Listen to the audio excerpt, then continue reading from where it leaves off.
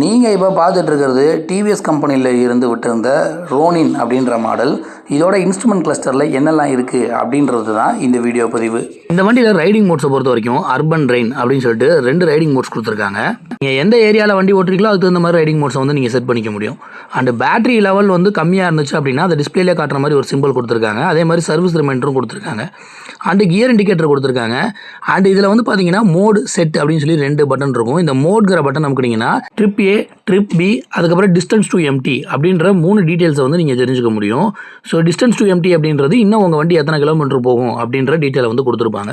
And மேலே clock இருக்குது. அதே மாதிரி எந்த கியரில் போயிட்டு இருக்கீங்க அப்படிங்கக்கூடிய கியர் பொசிஷன் இண்டிகேட்டர் வந்து கொடுத்துருக்காங்க.